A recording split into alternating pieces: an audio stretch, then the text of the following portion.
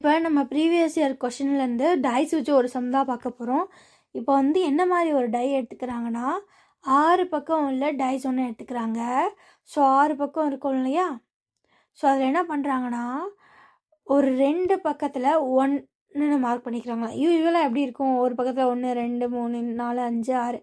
So இந்த மாதிரி டைஸில் வந்து ஒவ்வொரு ஃபேஸ்லேயும் இருக்கும். மொத்தம் 6 பக்கம் இருக்கும். 6 பக்கத்துலேயும் இந்த மாதிரி ஒவ்வொரு நம்பர் இருக்கும். ஆனால் இவங்க என்ன பண்ணுறாங்க, 1 2 ஃபேஸ்லேயும் 2 இன்னும் 2 ஃபேஸ்லேயும் 3 இன்னும் 2 ஃபேஸ்லேயும் போடுறாங்க. அப்போ அந்த டைஸில் எப்படி இருக்கும், 6 பக்கம் இருந்தால் ரெண்டு சைடில் 1 இருக்கும், 2 சைடில் 2 இருக்கும், 2 சைடில் 3 இருக்கும். ஸோ இந்த மாதிரி தான் அந்த டைஸ் இருக்க போகுது. ரைட்டா? ரைட். ஸோ இப்போ என்ன சொல்கிறாங்கன்னா, the number of possible outcomes of getting a sum 4. இப்போ எனக்கு என்ன வரணும்னா சம் 4 வரணும். என்ன பண்ணுறாங்க, எப்படி வரணும் அப்படின்னா, அந்த டைஸை, இந்த டைஸ் இருக்கு இல்லையா, இந்த டைஸை எடுத்து உருட்ட போகிறாங்களாம். சரிப்பா, எத்தனை தடவை உருட்டுறீங்கன்னா 2 தடவை நாங்கள் டைஸை ரோல் பண்ணுவோம். இதில் கரெக்டாக இப்போ 2 தடவை ரோல் பண்ணாங்கன்னா ஒவ்வொரு தடவையும் ஒவ்வொரு நம்பர். ஸோ 2 தடவை டைஸை ரோல் பண்ணாங்க. ஃபஸ்ட் டைம் ஒரு நம்பர் வரும், 2வது டைம் ஒரு நம்பர் வரும். இது ரெண்டையும் ஆட் பண்ணால் 4 வரணும். இது வர்றதுக்கு மொத்தம் எத்தனை பாசிபிள் அவுட்கம்ஸ் இருக்குதுன்னு கேட்குறாங்க. நல்லா பார்த்துக்கோங்க, பாசிபிள் அவுட்கம்ஸ் வேறு, ப்ராபபிலிட்டி வேறு. பாசிபிள் அவுட்கம்ஸ் தான் கேட்டிருக்காங்க, எத்தனை அவுட்கம்ஸ் பாசிபிள் அப்படின்னு. ஓகேவா, பண்ணலாமா? ஓகே. ஸோ முதல்ல இப்போது 2 தடவை டைஸை உருட்ட போகிறாங்க. ஸோ என்னென்ன ப்ராபபிலிட்டிலலாம் ஆட் பண்ணால் 4 வரும்னு பார்ப்போம். ஃபஸ்ட்டு டைஸில் ஃபஸ்ட்டு தடவை உருட்டினப்போ 1, 2வது தடவை உருட்டினப்போ 3 விழுந்தால் 4 வரும்.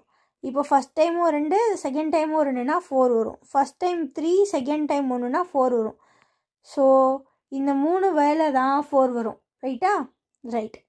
நார்மலான டைஸாக இருந்தால் அவ்வளோதான், 1 2 3 பாசிபிள் அவுட்கம் பண்ணிட்டு போயிடலாம். ஆனால் இங்கே பாருங்கள், ஒரு டைஸில் 1 2 தடவை இருக்குது. ஸோ அப்போது 1 2 தடவை இருக்குது.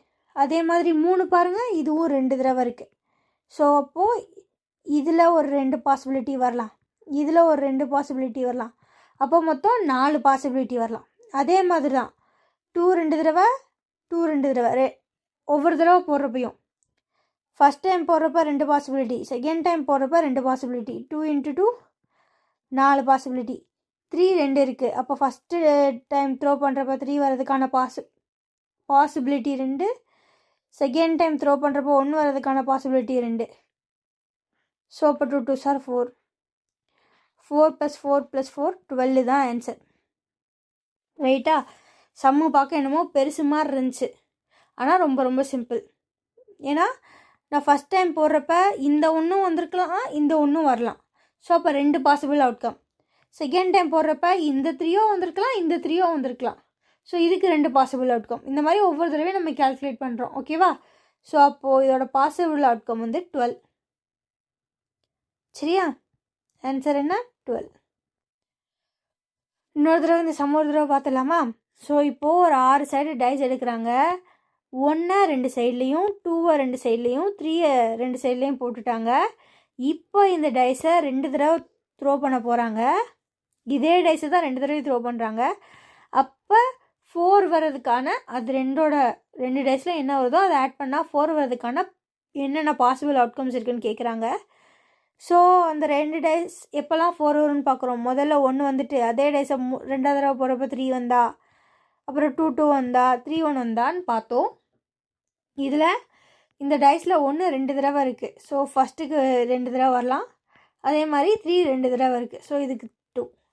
ஸோ இப்படி ஒன்றுலையும் பார்த்துட்டு வர எல்லா பாசிபிள் அவுட்கம்ஸையும் நம்ம ஆட் பண்ணியிருக்கோம். அவ்வளோதானே, அவ்வளோதான் இந்த சம். ஸோ எல்லாருக்கும் புரிஞ்சிருக்கும்னு நம்புகிறேன். பாய்.